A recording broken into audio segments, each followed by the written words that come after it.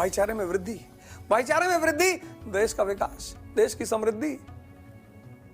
लेकिन ये एक वर्ग के मानने से नहीं होगा, सबको। ऐसा नहीं सिर्फ हिंदू माने मुसलमान ना माने, ना ना ना, दोनों को। मुसलमानों को भी हिंदू धर्म के बेसिक सिद्धांत को समझना पड़ेगा।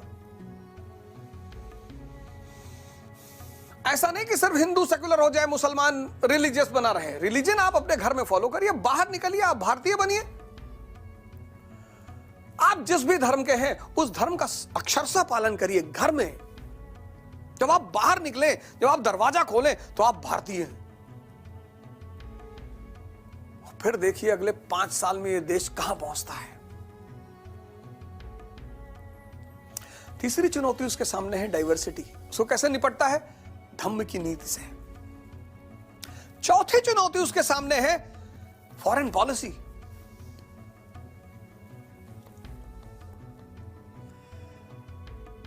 विदेश नीति। हम भारतीयों का जो विदेश नीति का बेसिक सिद्धांत है वह है लिव एंड लेट लिव, जियो और जीने दो। इसका क्या मतलब हुआ? हम लड़ना नहीं चाहते? अरे बिल्कुल नहीं, हम लड़ना जानते हैं। हमारी फौज दुनिया की महानतम फौजों में से एक है।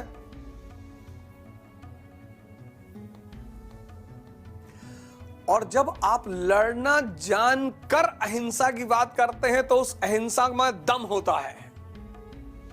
आप कमजोर होकर अहिंसा की बात करेंगे, वो अहिंसा भी नपुंसक होगी। किसी भी व्यक्ति को शक्ति रखकर अहिंसा की बात करनी चाहिए। अहिंसा का मतलब ये नहीं कि भैया भैया हमें मार दीजिए भैया, नहीं नहीं, बदतमीजी नहीं करोगे हमारे साथ।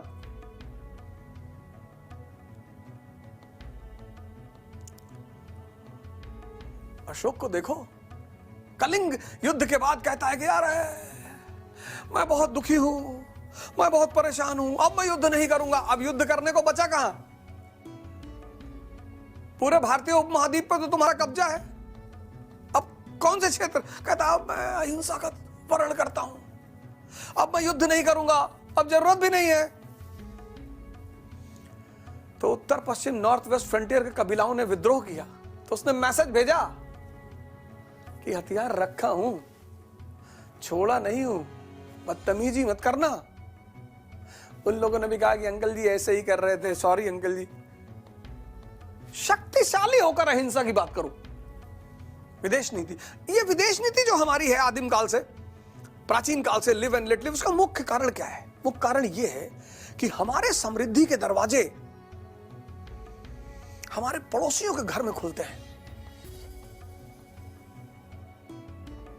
उत्तर पश्चिम, ये जो हमारा नॉर्दर्न पथ है, उत्तरा पथ है, जिसको हम ग्रैंड ट्रंक रोड भी कहते हैं, जिसको आज हम NH1 NH2 कहते हैं, ये कहां खुलता है? पाकिस्तान में, अफगानिस्तान में।